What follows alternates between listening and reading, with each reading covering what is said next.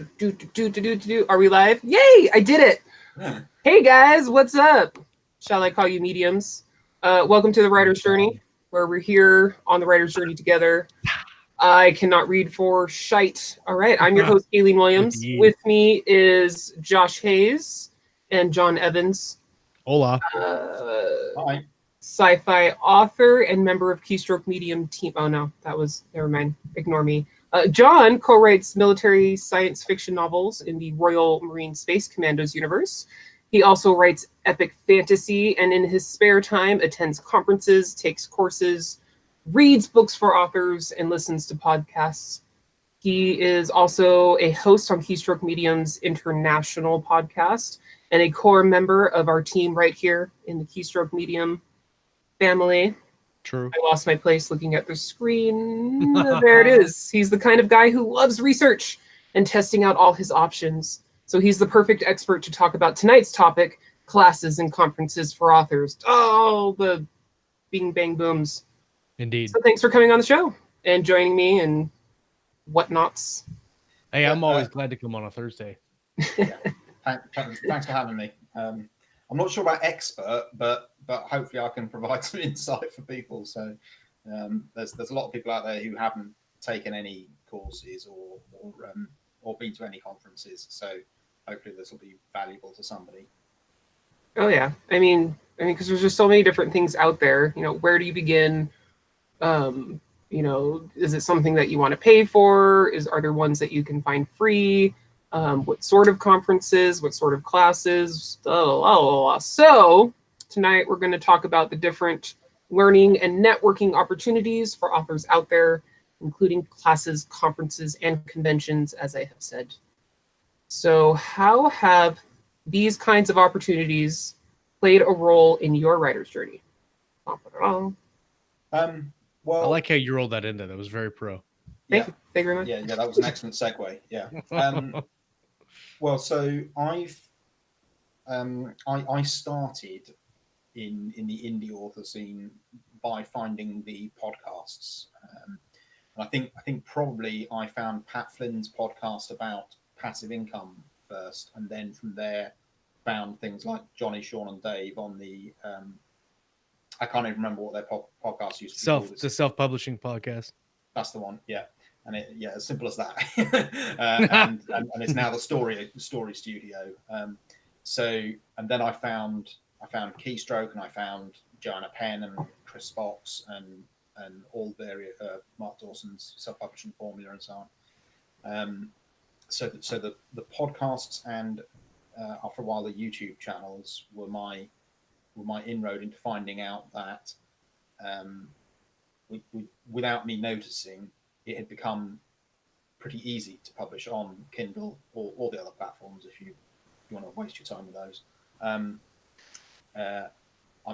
being facetious. It's not a waste of time on the other platforms, but Kindle is where I'd recommend anybody starts.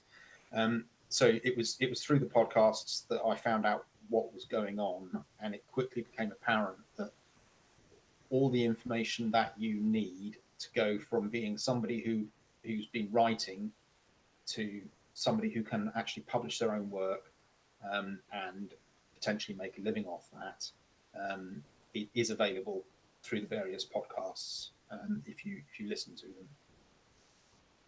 So that's basically how I got my start was the podcasts. So it definitely helped to lessen all the confusion, all the involved. Yes. But what I would say about that is that podcasts are absolutely fantastic. But there are now many, many, many years of indie author podcasts out there. I think Joanna Penn's podcast has been going for 10 years now.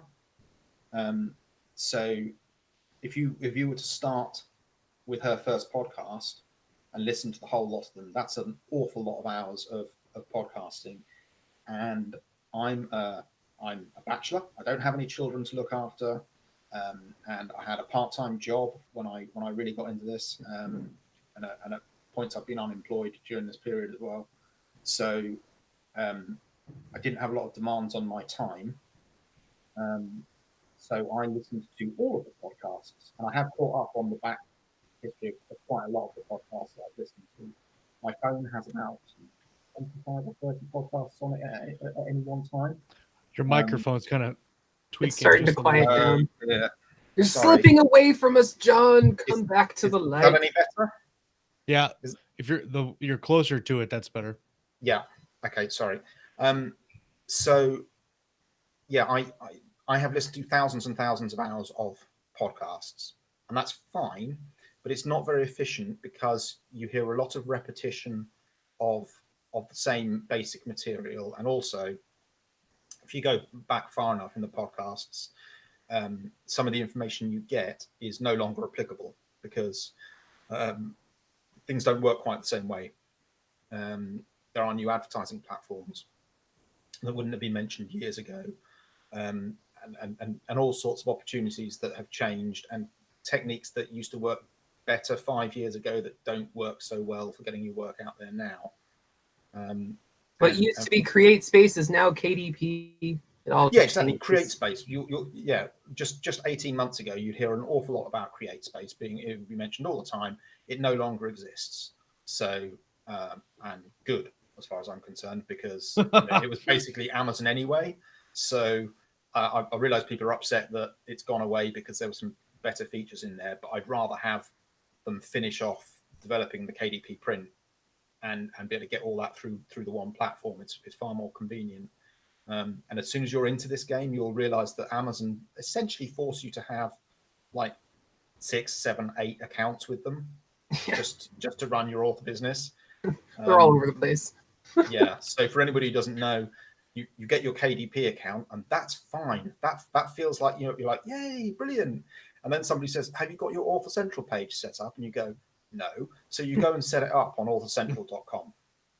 And then somebody says, but you haven't done your UK Author Central page. And you're like, I'm sorry, what? And your Germany and your Japan and all of them. Right. Yes, exactly. Yes, I did the German one. And man, that was hard because I had to keep going to Google Translate and getting pages translated. And Oh, yeah. Every single time. I was just like, translate the whole thing. Yeah. Do it now. Yeah. So it was a bit sort of, hang on, why can't I just be, I'm only selling my books in English, and there are plenty of people in Germany who buy books in English.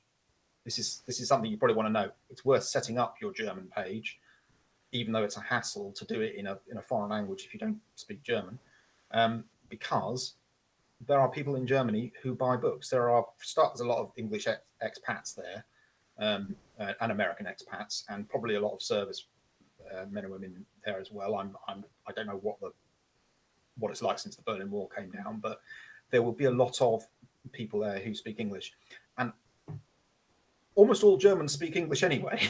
So I know Germans. The only Germans I've ever met spoke English that was so good that I felt ignorant beside them, Englishman just felt ignorant over his own language. That's awesome. Yeah. Yeah. Okay. So then there's advertising. The advertising platforms that Amazon has as well. So there's all these accounts that you've got to set up, and it's that is a little bit of a hassle, but it is worth doing. And then there's things like I spent a couple of hours a few months ago when I was thinking, I ought to get some more of my Author Central pages set up. It was a couple of hours before I realized there isn't one for Canada. I don't know why. Because there's an Amazon Canada. Yeah. A weird quirk of Amazon is that they don't copy and paste stuff from one country to another. So they'll have different stuff going on for basically exactly the same thing. So which you think would be like super simple for them to do. Yeah, because you think they'd like test stuff on smaller audiences like Canada and the UK and Australia or whatever, and then just roll out that feature to everybody else once they've demonstrated it on a smaller group. Or like we've had better features on the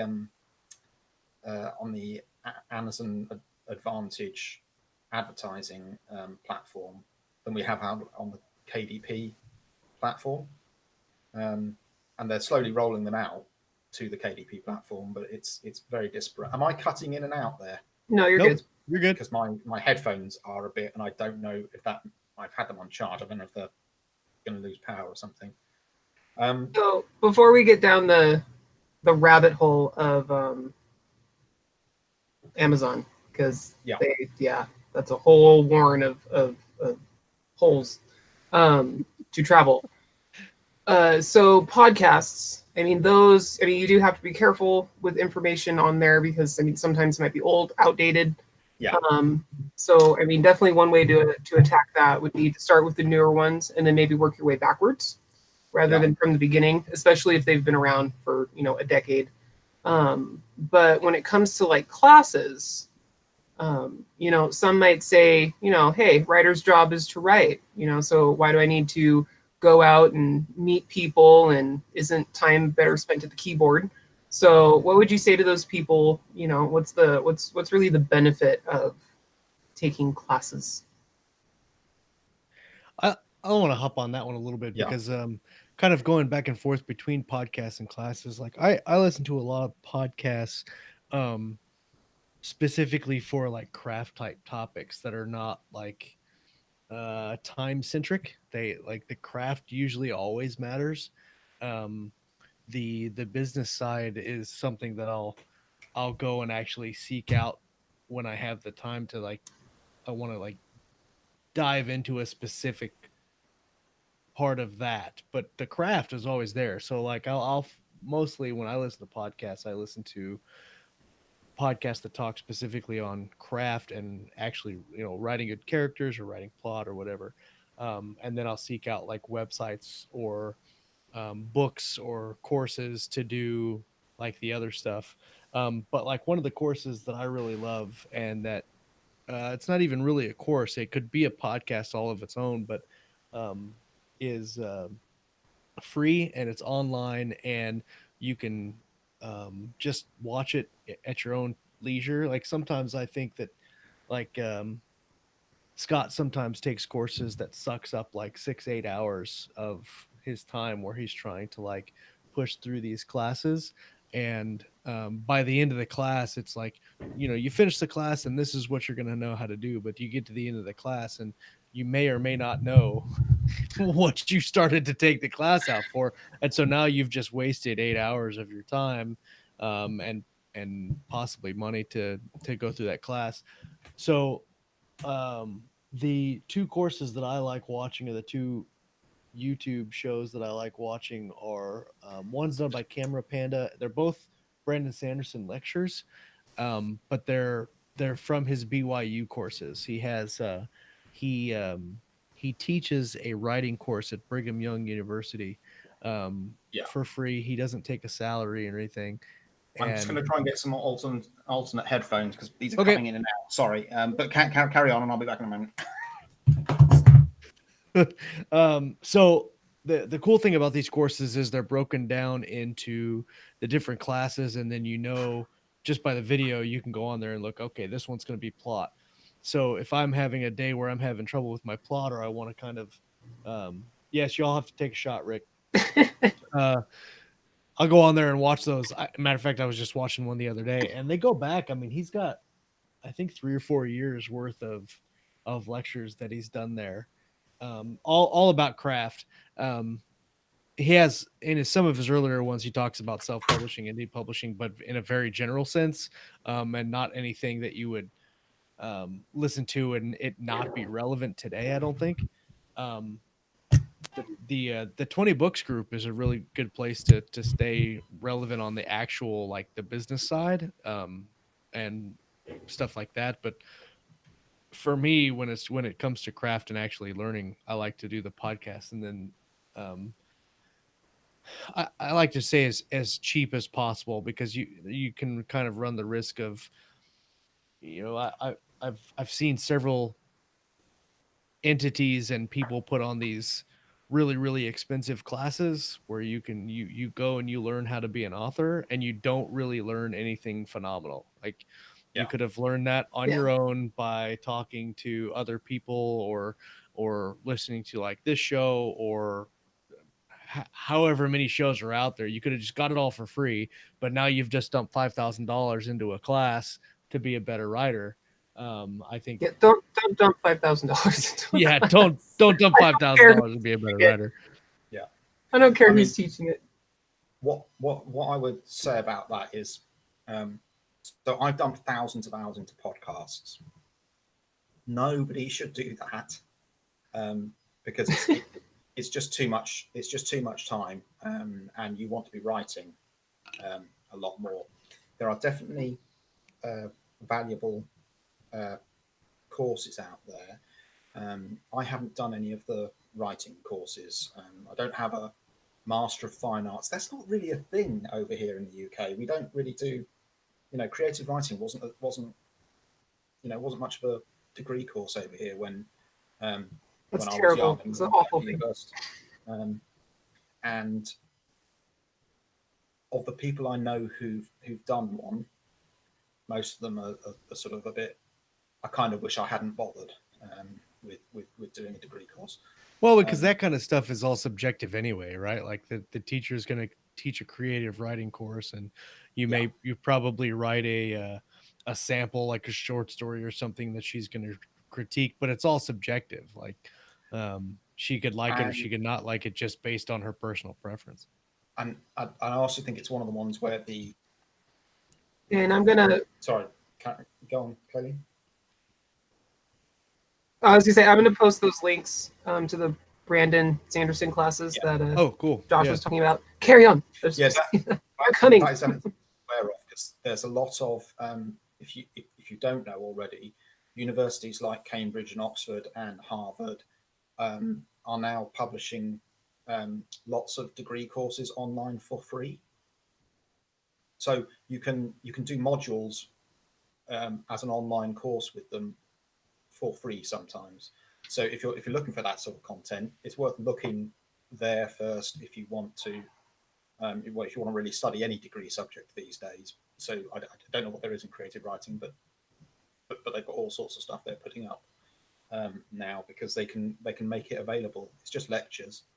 And who's doing that?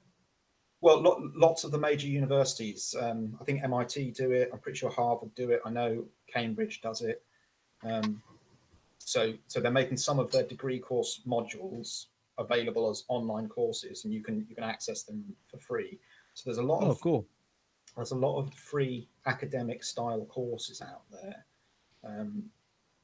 I can't specifically recommend any of them for creative writing, but they're across all fields, from maths to science to whatever you want. But writing is a skill that you can practice. You don't necessarily need to do somebody's craft course in it, but I think it is worth reading craft books. And one of the things I'd say about any of the courses that are relevant to us as indie authors is you can start with free things like podcasts. There are an awful lot of excellent books out there, and it's easy to find in the forums recommendations for specific books that are. What's your favorite craft book? I've got one by I want to say it's David Gerrold, but who was it wrote? Yeah, it's written by David Gerrold, and you probably don't know his name, but he wrote The Trouble with Tribbles. Oh, the Star Trek episode? Yeah, and he did it when he was sickeningly young as well.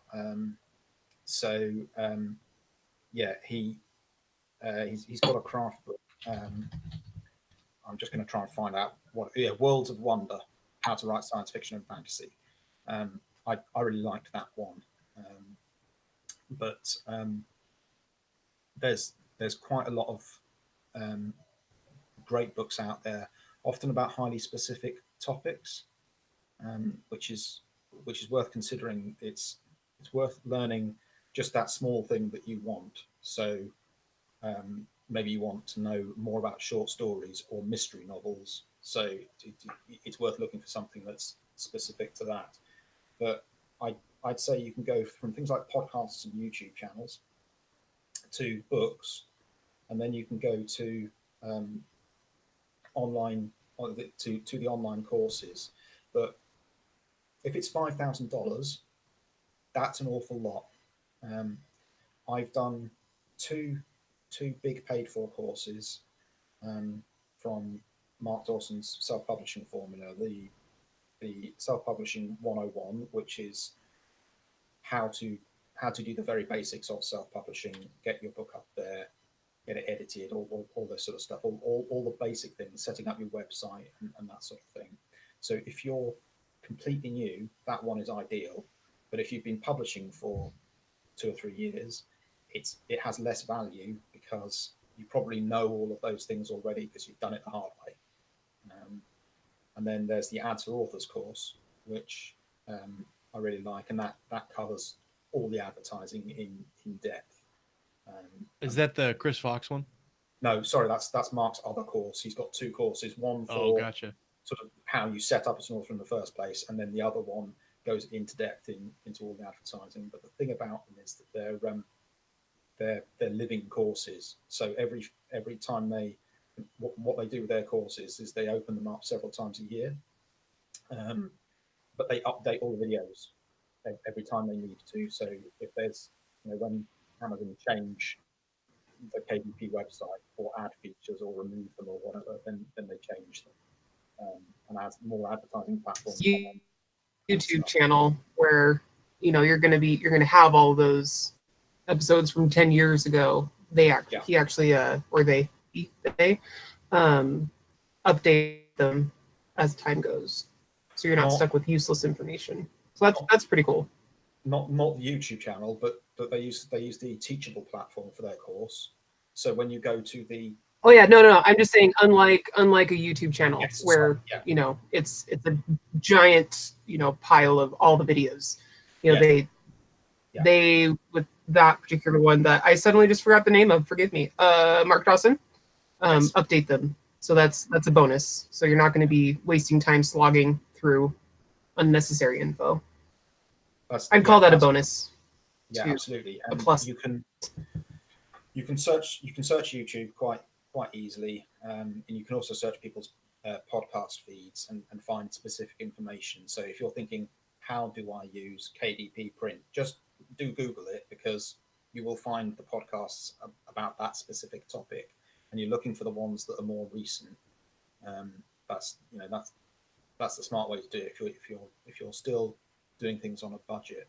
But what I'd say about the courses that you can do, as long as people in the community are recommending them, they're a way to say, if you pay $500 for one of Mark's courses, that's better than spending 2,000 hours listening to podcasts. And so many hours.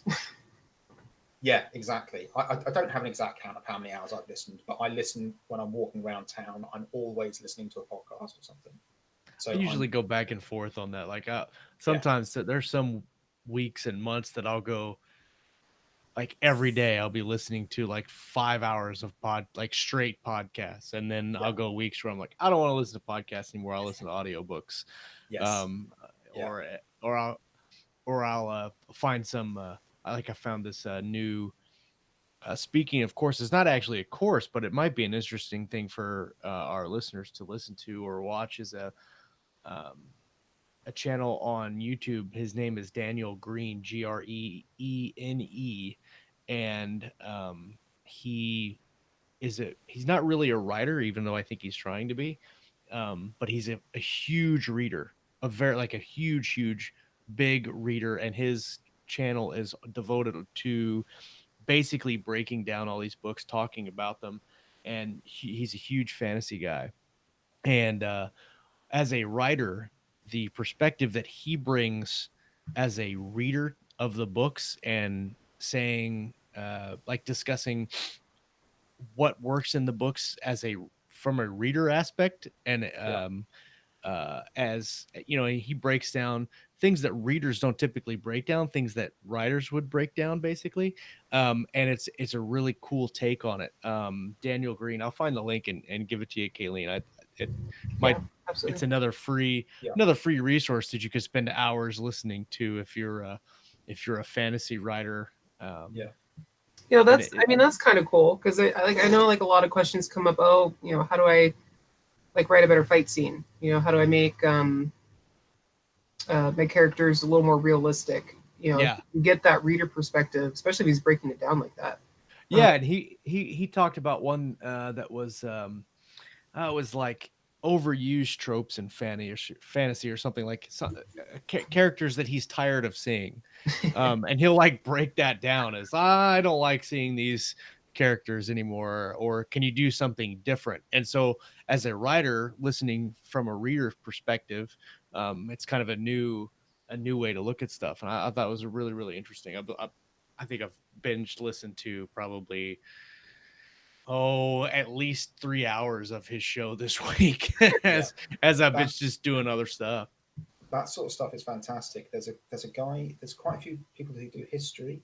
There's a guy called Lindy Page. He's British. He wears a jumper. Oh, hang on. Right, jumper as in pullover. A sweater. Not as in dress, which I've heard it used. I love that those words mean so many different things. Yeah.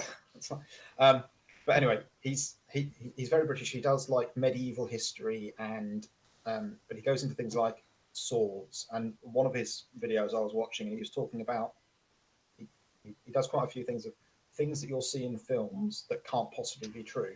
For instance, they are wearing a sword on your back, and he demonstrates it with his swords. And he's like, but you see, you pull it up here, and this is a short sword, and I still can't pull it out of the sheath that's on my back. Yeah, because your arm isn't that long unless you're an orangutan. It's like so every time you see that in a film, every time they're drawing it over their shoulder like that, it's because they're editing it. This is why samurais are better. Yeah, well, yeah, but even samurai swords, they never wore them like that. No, that's what I'm saying. It's because they wear them on their hip. That's right. Yeah, because even with a very Kaylee knows she has samurai swords. Okay, yeah. Let me just your hand at full extension and your shoulder is not long enough. I believe actually really unsafe. I believe Kayleen is a closet ninja. I think she's a closet samurai ninja. Yeah, and it's pink. And it's pink. But another one he pointed out was, you know where they use torches in films. They've got like a burning piece of bundle of sticks, and it just you just take a T-shirt and you wrap it around. You put Zippo lighter fluid on it. It's good for hours. Yeah, exactly. Hours. Yeah, and he says one of the things about that is if you hold that in front of your face like they do in films in the dark, all you can see is the torch and your hand. Like you can't see anything past that. He says, if you don't believe me, try it with a campfire, and you stand on one side of a campfire, you can't see anything on the other side of it. True. So there's practical considerations. You can learn a lot about what is and isn't true. Like for instance, every time you've seen somebody shout fire in a film when we've got a bunch of archers don't shout fire because fire refers to firearms. It's firing the gunpowder. Loose, exactly. Yes. Oh, so did he want to start shooting? Should we? I didn't hear any booms. Yeah. So I'm not really sure that you have to tell the archers at Agincourt or wherever to shoot the second time. After you say start shooting, it's just like you keep shooting until all the knights about to kill you are dead. Otherwise, they're gonna kill you. Do you want to die, man? Why did you stop? Yeah, it's not like if you watch Sharp's rifles, where they're firing one rank and then the second rank fires whilst the first rank is reloading. That's because it takes a really long time to load one of those rifles. An archer can have 6 arrows in the air at one time. Yeah. I was never physically fit, but at my archery club, we did a round where you had 30 seconds to shoot 6 targets. Not a very long distance. You don't do it at ridiculous, but the distance doesn't really matter. I've only ever shot like a real archer bow once. Those things are gigantic, and I can't imagine manhandling that 6 times in 30 seconds. Yeah. So there's a guy on YouTube that he studied some kind of archery where it was I think it started with archers on horseback and they had to shoot and be super accurate but very quickly. And it was Oh, I know what it was. It was how quick archers could be without having the bolts in their quivers, whether it's on their waist or Yeah, on their back, and so he would hold the extra arrows in his offhand and then shoot. But when he reloaded, all he had to do was grab the next arrow and shoot. yeah, Because he was holding the arrows in his offhand, and God, he could shoot like just just throwing arrows like yeah, rapid fire, and he was super accurate with it. I thought that was really neat. yeah. It's scary. If you see Japanese longbows, they have a shorter bottom and a taller top. And as I understand it, that was because from horseback, that it works better from horseback. So um, a British longbow, you you you hold it halfway down the bow, just like almost all bows are halfway down the bow. That's where you're holding it. But the Japanese one is shorter on the bottom and longer on the top. But they did shoot them from horseback, Yeah. which nobody did. Nobody really did with longbows.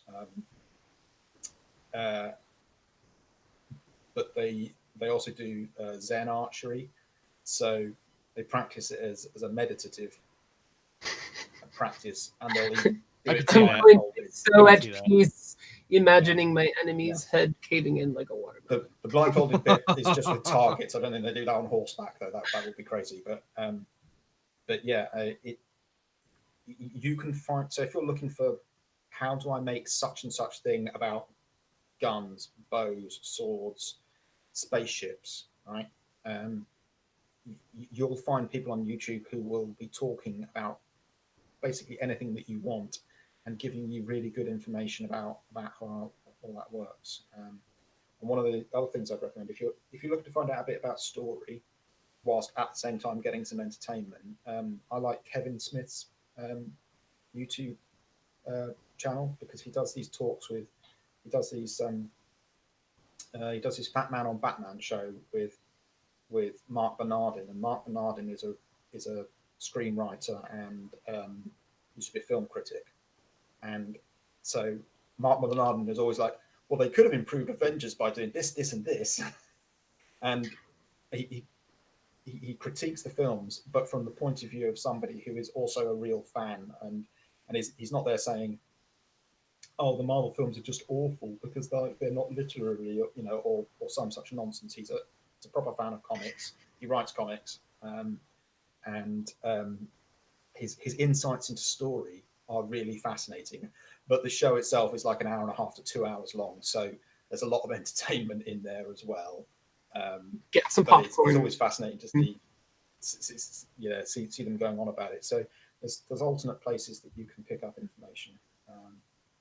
I would say that the advantage of the courses that you'll find is that they will condense the free sources information into True. We're talking to an audience here where we can't possibly know what their circumstances are. If you're a 21-year-old student who's still struggling through a degree course and you're trying to write, and you don't have any money because you're spending it all on beer, then you want to be listening to the podcasts, right? As you do. 21, you've got another 90 years ahead of you to be a writer, so don't worry about spending lots of money on a course.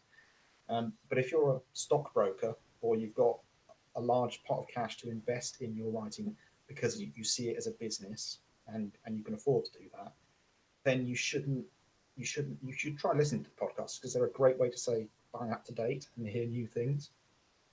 But it's smarter for you to buy some of the good books and then buy some of the courses when you want to go up in knowledge.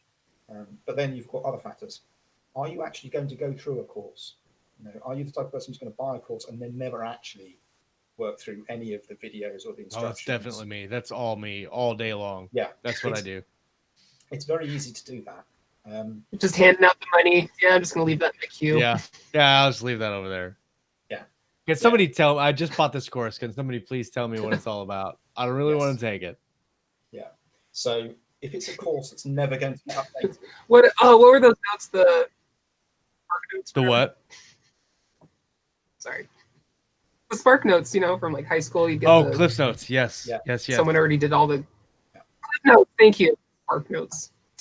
Well, Anyway, that's We the are thing doing a again. Cliff Notes thing. Lauren's putting together a Cliff Notes thing for us for the book we're putting together. It's basically a Cliff Notes version of basically this whole show and the years that we've been doing it He's with a whole bunch of reference and motivation and personal stories that are going with it. I think that's going to be a really good way to.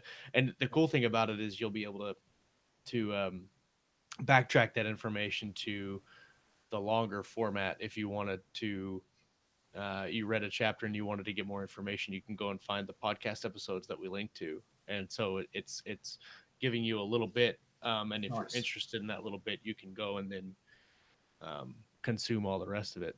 Do you want to do the show sponsor here real quick before we? Yeah, I was gonna segue. You ruined my segue. No, I'm kidding. Oh no, I'm sorry. Let me say something completely ridiculous, and then you can segue. And then, I got nothing. I'm sorry I ruined your segue. I've got one. So as Josh fumbles for words as he does, as I do all the time. I'm gonna pause for show sponsor, and then we're gonna get into to conferences, because that's another really important thing that I didn't even know existed. A number of years ago when I first started publishing, that conferences were a thing for writers, and they're freaking awesome. So we're going to move on, shimmy into that. But tonight, this episode is brought to you by The Eve of War, Ruins of the Galaxy, Book 1 by Christopher Hopper. He'd survived ambushes before. This was her chance of a lifetime. But neither of them thought they'd get out of this mission alive. After 300 years of hostility, a feared warrior race requests a peace meeting with the Galactic Republic. Tensions rise when a special unit of Marines is tasked with security for an emissary who doesn't want protecting. You will love this new sci-fi adventure series because adults deserve science fiction that reminds them of their youth. Rated M for mature, 13+ for language, violence, intense themes. And the book linkage coming down upon you. Click, buy, and enjoy. I think that's one of the coolest And blurbs. Nice. Yeah, I mean, talk about the thing that you were saying that Lauren was doing. Conferences. No, I'm going to just quickly say this thing. You're going backwards. Okay. Have transcripts. Yeah, but I just want to get this point in. Some of the podcasts have transcripts of the entire text of the show. So if you're trying to find a specific subject, searching their websites can be quite handy, because you can search for KDP print maybe and find it on their website, and then work out which podcast episode and even where in the episode they're talking about it. But that's a massive pain in the neck for podcasters to do. So it tends to be the people who are making a direct living on their podcast that can do that. Right. And by do that, I mean you have to pay something to do it for you, because nobody doing a podcast has time to transcribe it. that would be insane. Holy crap! I would cry. Like, I mean, we're up to 32 episodes now. Just the idea of thinking about going back to number 1 and studying. Yes, that's why there Not are for me. transcription services, and that's why Kevin Anderson was talking about that. That's how he does his dictation. It's not that he uses Dragon. He dictates into a recorder, and then a professional transcriber transcribes his recording into text that he can then edit. So let's talk about conferences. Yes. Took the word mouth. So do you have any tips for most out of a conference? Just start there. Why not? So I've been to quite a few now. I started with 20 Books London in February 2018, and then I did Las Vegas in November last year. Bali was in January. I did an Amazon Author Academy late last year, which was a single day event. So they're worth looking out for because they're free, and I'm pretty sure they do them in the US. and they do them in the UK. They're a bit intermittent, but they put on these free events, and they're ideal for new authors. But you'll meet quite a lot of authors there. I'm going to Edinburgh, 20 Books Edinburgh in the end of next month, and then I'll be back in Vegas again in November. So I'm an uber fan of conferences, so I'm not going to give you a negative perspective on them at all. What I would say is, if you're attending conferences, go with a bit of an idea of what you want to achieve there, because there's a couple of things that are going to be going on. One is there'll be talks from thought leaders in the industry who can give you advice about specific topics, and you'll know what they're going to be talking about. So print that out, work out which ones you particularly want to see, and don't necessarily feel wedded to the idea that you've got to see every single talk.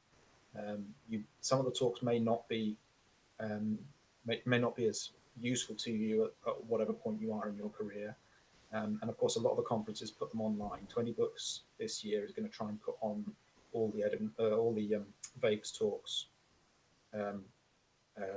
online. Oh yeah, because they're going to be having several. I think there's 2 or 3 main rooms that are going to be filmed this year. So there's just no way for you to go to see all of them. So there's always going to be the opportunity, to look later. Yeah, there's concurrent things going on. So it's great to be in the room when it's live, but if you can catch up on it later, then you should be feeling, oh no, but I missed that talk. It's what I like about Vegas, and specifically 20 Books and the live streaming, is the amazing animatronics. Yes, I go for the. It's not really networking, but I go to hang out and meet with the people that I don't get to see every day, and so I don't feel. First of all, it's not that expensive. It's only like 100 and whatever it is, $20, or I can't remember. Well, plane ticket and all that, but you go and you hang out with people that you don't ever get to see, and then you don't even have to worry about going to any of the presentations, because they're all going to be online afterwards. Yeah. So, unless it's something where you really want to ask the presenter a question, or, that this is, you're going to specifically learn about that topic or whatever, then yeah, sure. Go to it. Definitely. But I really just love the idea of going and it's very relaxed and, very just go and do, and, sit in the atrium and watch the bear and eagle soar, and That's a pretty cool show, though. The lights and the water. The lights dance in the water fountain. Hey, are we gonna take over Fridays again this year? Drive them crazy. I think we should. I definitely think we should. It's kind of a tradition. Should just come out, all the Keystroke gear, and then just be like, fuck these guys again. Exactly. Well, and we can sit in there for 2 hours and wait for our food. This year there's even more authors going, so it's pretty much the whole hotel is going to be authors and a few, pretty much, well, frankly, gambling addicts sat at the machines. So yeah, I totally agree with you, Josh. It's talking to the other authors is probably the best bit of going to conferences, because you're talking to the only other people who have the same experience as you and are trying to do the same things as you, or have already done the things that you're trying to do. You can find out a lot of information, and you get a lot of moral support as well. I don't have this problem, but I know a lot of people who've said to me things along the lines of, I tried to explain, that I wanted to be an author, and that this is a real thing, and I'm really going to be an author, and I'm really going to make a living of it, to my husband, wife, parents, grandparents, friends, and they were completely unsupportive. And I have these conversations with people, and I see them on the forums, and I'm just like, I cannot believe the lack of support that is out there for some people from their family and friends. It's really sad. And yeah, I mean, I've read some where they've actually gotten divorces because one was an author going after the career and the spouse couldn't handle, I don't know, the not getting the attention. It's just very sad. Yeah, and we're not even talking about people who it's not like somebody's been doing it for 20 years and the spouse has been supporting them all that time and they've never worked at another job and they're just a failed author who hasn't ever been able to be successful, even though that's all they've ever done. What we're talking about is people who are trying to do it on their spare time. They've already got a job or responsibilities in the household, and they're not getting the support. Well, all the other authors are going to support you. Everybody's really friendly at these events. The only sort of unfriendly thing is that a lot of other authors are introverts. Okay, so they're not unfriendly. It's just that they might be anxious about talking to people themselves. So if you're thinking, oh, I'm not sure if I can introduce myself to people, well, so are a lot of the other people there. So I'm just unfriendly. Yeah. It's not that they're obnoxious, although Josh can. But I mean, first time I met Josh, he didn't even recognize me. Yeah, so very nice. He was like, "Yeah, okay, yeah, no, it's nice. Yeah, you write that. Oh, your face, okay." Well, at one point in Vegas last year, I got Josh and Scott's names confused because they look so alike, and it's not like I hadn't seen them on on the podcast for a year and a half. But introduce yourself to people. But if you're of a nervous disposition, you're anxious about it or whatever, that's fine. It's normal and healthy. Don't worry about that. But it might be helpful to try and make friends with people on the forums first, and then arrange to meet them whenever it is you're getting into, wherever the conference is.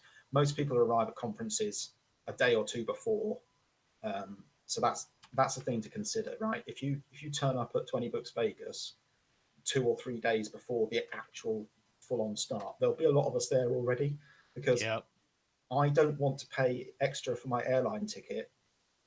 It's actually cheaper for me to fly out when the flights are cheap and stay in the hotel longer than it is for me to for me to turn up just for the few conference days. So I might as well. And when I got there last year, I think I got there on a Saturday, and there were already people in the atrium. And I went, "Oh yeah, I recognise you." So it was fairly easy to meet up with people. So no one change your profile picture from now until Vegas, unless it's an anime character. Then put your face on there. That's really helpful. If you use a picture that is actually vaguely up to date, particularly if you're a chap and you've grown a beard or something, then that will help people identify you. If you've got I'm definitely gonna play with this year. Yeah. If you've what got some could I weird do? photo of you Yes. that This is gonna be up. so much fun. This is gonna be like a game. I like it. And I wear my conference lanyard all the time because it doesn't. I don't care about. I'm not bothered about wearing it. Some people don't like to wear such things, but I just wear it because that way other people know I'm an author. Other people know that they'll see. Oh yeah, if I talk to this person, it's not going to turn. Like last year when we were there was a bowling thing going on at one point, some big bowling competition. So there were the authors, but then there were bowlers. So the person in the lift you thought was an author might just be somebody there to do some bowling. So it's worth identifying yourself so that you can find your tribe. There are meetings at conferences as well. There are like meetups, like for instance, Keystroke had a meetup in Vegas last year. And there's a sci-fi dinner that Eric so much fun organizes. True. Yeah. So you can meet up with people from your genre, but don't ignore the people from other genres because, frankly, if you want to know all the secrets of marketing books and so on, romance authors are usually way ahead of the rest of us. They sell far more books, they publish more books. Everybody Yeah, needs the. they have much bigger conferences because they've had big conferences for decades.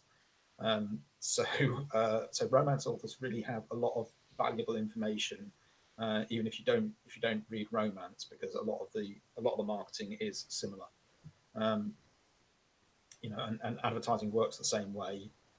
Whatever genre you're selling, there's just some things you can Yeah, and can't do. and chest, dragon, almost the same thing. Yeah, True. True. it basically is. Yeah, I mean the principles of cover design are, you know, it's about getting the trope on your cover so that people can identify your book, and they know it's what they're looking for.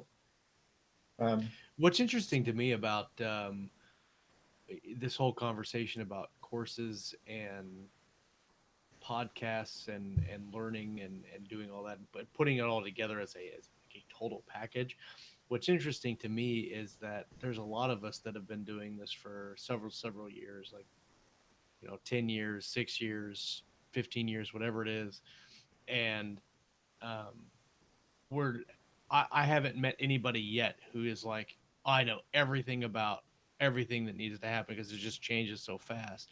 But what's interesting to me is finding people that have never heard any of it ever yeah, and are just started to have absolutely no idea. And because you see those people post all the time, like in 20 books, or there's a there's a Facebook group called Authors, which I don't recommend joining, because it's the group is massive and it's just people like, what would you do to publish a book, or how do I start writing my book? It's kind of just very elementary type ridiculous questions that aren't really. Do the if you did a research. if you did a little bit of GTS, you would find answers in minutes.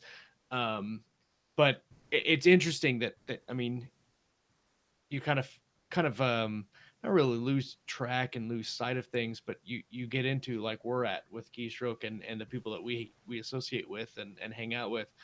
Um, you say cover design, and we all think automatically, oh yeah, that's very important. Some people don't think that, because they're yeah, not that far along yet in their writer's journey, and it's always fun to see the light bulb go off in people's heads. And I think the cool thing also about listening to podcasts, even if you're listening to the same one over and over again, is that uh, there are some times where I've listened to a podcast for like the second or third time and found things that I didn't hear or didn't pick up on the first time. And I always like finding those little nuggets of information, and even going back and listening to these shows. I'll go back and I'll listen to some of our shows that we did, um, and have no recollection at all that conversation ever took place, and I was in the Right? show. And I go back and I listen to it, and I'm like, I don't, first of all, I don't remember saying that, but I definitely don't remember that guy saying this, or whatever. So um It's a true story. I think it's always, yeah, I think it's always interesting to see people come in and they're curious, how do I learn about it, and going to the conventions is great, but if you're brand new and you go to 20 books, you're going to be significantly overwhelmed, like yeah, ridiculously overwhelmed. Yeah, especially um since, I mean, first year, what was it? It was what, almost 400 or 500 people, yep.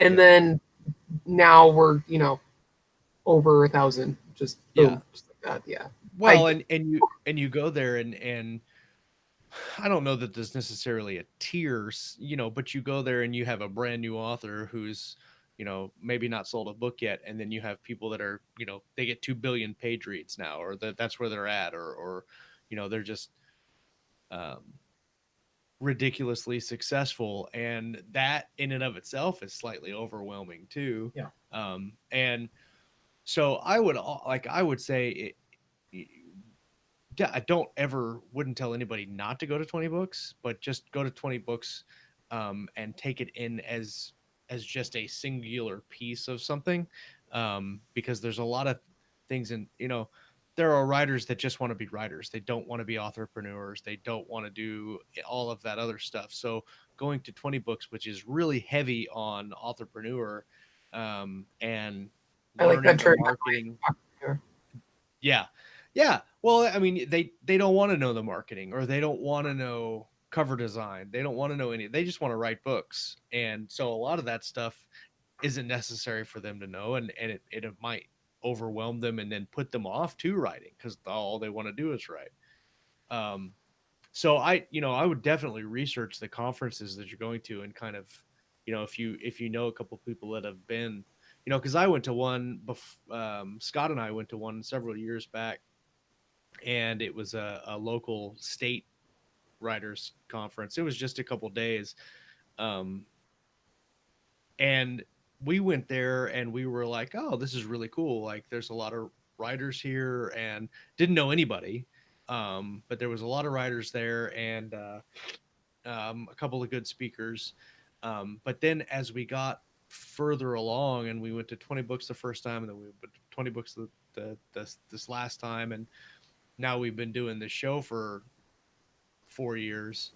That writers conference that we went to originally had absolutely no idea. Like it was not for making money. It was not for, really advancing your author career. It was kind of like the hopes and dreams type conference. You know what I mean? Like you go and you can learn these things, and you might do some fun things, but it really wasn't a yeah. I mean, it really wasn't. I'll never make a living being an author because you have to be a starving artist to be an author. And well, it wasn't close to that, but it was definitely not to the level of 20 books, where you look at 20 books and you say you look and you say, oh, there's definitely a method to the madness, and if you really are into that and you really want to knuckle down, and I mean, you could be a Chris Fox or a Mal Cooper or whoever you are, and just focus and go really tight on it. So I think conferences are great. But me personally, as an author, I get way more through just personal interaction and just having the time to listen to podcasts. I don't even, to be honest with you, I don't even read very many writing books. I did when I was like not even really a serious writer. I read a lot of books, and I thought that I got into the whole reading too many books before I wrote. And so I would never write because I was always reading the books on writing. Yes. And so that like was plotting. Yeah. I was always reading the books on how do you develop the characters, or how do you set up the story, or, what's the 5 most popular plot threads or whatever. And I get stuck on reading those books, and then I never actually write. And that's really what matters, is the writing. Yeah, absolutely. And it, like I say, that's my problem with that's why I advise people not to copy my route, because if I'd spent all that time writing, I'd be going business class to Vegas this year, but I'm not. Right. So Bill Frisbee's got a great book. His how Oh man, science fiction thing. Let's see who can pull it out first. I've got it. Boom, got it. Yeah. Bitch. His get this awesomeness, because seriously, it's a really good book. Writing military science fiction. John Fine by William and this one is William S. Frisbee Jr. I call him Mr. Like, I'm Frisbee. always, get it? What's gorgeous. What's crazy about that is I'm like, oh, Bill's in Come chat. on, yeah, that's cool. Yeah. And then I look at the book and I'm like, oh, it's William S. Frisbee Jr. Like, just kidding. Yeah. Just kidding, Bill. This is a great book. And very, very presented in a very awesome way if you're ever looking at writing military science fiction, or really military fiction in general, because this could really apply to anything. He goes into some serious detail. I would try to and find my copy he also there, has links, but I couldn't find it. Aha! Fail. So I do have one. I've got 3 copies because I don't want to give Scott his he copy. goes into serious detail on this thing, and he even has links and all the good stuff. But yeah, it's a beast. I'm still waiting for the other one that is supposed to be happening. Chop chop. Yeah. Yeah, It's close. It's close. Space flight. That's the thing. Very good. Going back I do want to add about conferences though. Yeah, go ahead. Do what? Oh, okay. So when I went to the 20 books one in 17, I basically went on a whim because I'm one of those introverts. I am a huge hermit. I do not like to people, which might surprise y'all because I'm on here podcasting. But see, the thing is, like, there's a set time and day for this stuff. I'm alone in my house, and y'all are just, you know, faces on a screen, so it's okay. And then I go to this thing and I saw Scott and I got so excited because I'm like, oh my god, it's somebody I know. And for like the whole rest of the conference, I would try to insert myself in conversations, and then I would just kind of like slowly back away, and then I would just leave. Yeah. You know, and then the next presentation would come up, and I'd come to the presentation. I really didn't talk to many people, but I had one person ask me about like my series and get really excited about it, and it was huge. So for the extroverts out there, for the people who don't have, you know, a problem talking to people, if you see someone just sort of like, you know, like I've seen that person yesterday just standing there all by themselves and they've not been talking to anybody, go talk to them, ask them a question, ask what they write, have they published. I mean, that freaking conversation could be like the whole conference for them, because that one conversation for me was the whole was like 90% of the conference for me, other than meeting Josh and Scott, because that was freaking awesome, even though Josh didn't recognize me, but that's okay, I forget. Well, in my defense, your picture on the live chat is like super duper small, like Yeah. and it doesn't This is show true. me And he- anything about how tall you are. Like your picture makes you look very short on the YouTube.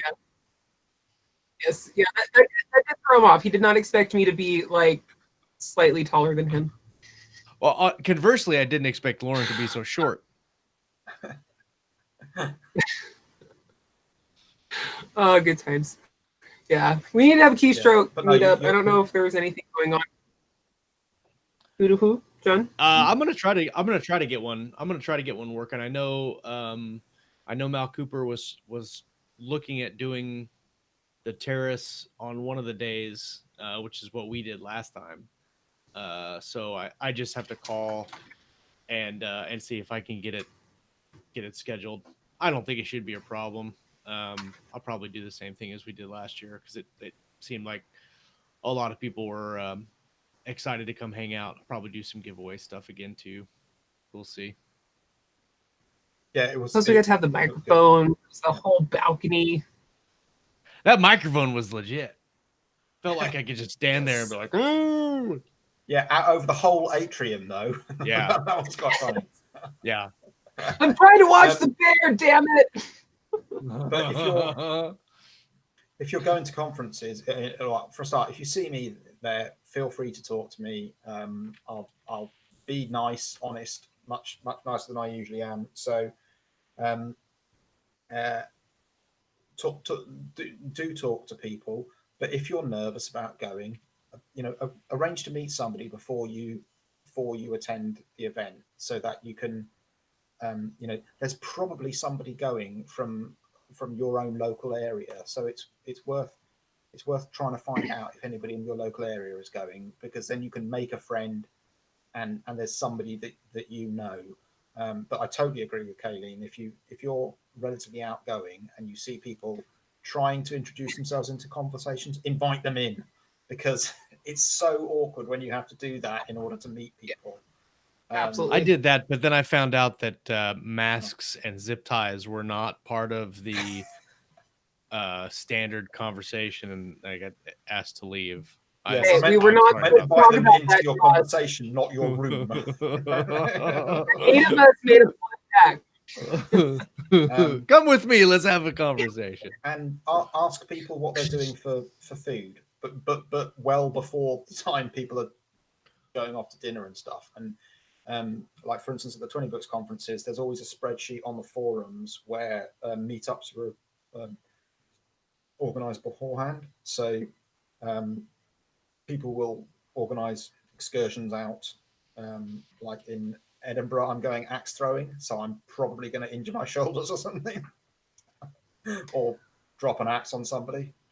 Yeah, Not that I've yeah. ever- Don't, as long as you don't injure your writing hand, you know. Well, I'm thinking, We need I have a couple of times as a kid dropped a bowling ball behind me, so I'm thinking that's got to be worse if it's an axe, right? It's like- Oh God! Yeah. Don't stand behind John when he's throwing axes. We are a little bit over though. This has been a great conversation. I wish we could keep going on, but I think we're devolving into how awesome it's going to be in Vegas this year. Keystroke True. Medium for life. Everybody needs to join us and sport your KSM gear. And That's right. Everybody that comes, if you're a KSM, if you're a keystroker and you're not bringing keystroker gear to Vegas, we're gonna have a conversation with shame. zip ties. I don't think Keystroke has like 5XL t-shirts, does it? Or can I get 5XL? I think I'm it not sure how high it does. goes. I think it goes up pretty high. Let's check it out. Let's I'll see. have a look. Let's see. Actually, the American XLs are slightly higher than the British XLs because reasons. Because America, and we do everything Because- big. Because we're all America. Texas. We go to our biggest is 3XL. 3XL. That's our biggest. that would actually probably fit me. It wouldn't in the UK. Ah, I have to say, the extra large is gigantic. Like the sleeve armpit is like down here on me, Yeah. so it's huge. So Yeah. any hoozle, thank you so much for joining us, John, Josh. Thanks for Thank having you for coming on and talking with me. This would have been a very interesting show had I been by myself. oh, we just had Kayleen on it, just staring at the screen like this. Just playing with all my knives. Ooh, I was gonna save this one. I know we're over, but I'm gonna do it anyway. Drinking my grape juice. I was gonna save this for company meeting, but I'm gonna show it anyway. I found this in my closet when I was cleaning it out. It's my new favorite. What? Do you live in the country? Do you need a large machete-style Rambo knife? First of all, who look at doesn't this. need a large Look at machete that. type Rambo knife? Who wouldn't need that? Well, I mean, when I was Right? And, like, 14, The netting on this is gorgeous. Anyway. So with that, thank you for joining us and partaking of my knives and my swords and the conferences and all of the things. Research. Do your research and talk to people. Get out of your shell, chat. If I can do it, you can do it. And join us next week. Hit the subscribe button, doing everything out of order. Bell, like, and we'll see you next time on Writer's Journey right here on Keystroke Medium. Night, guys. Bye.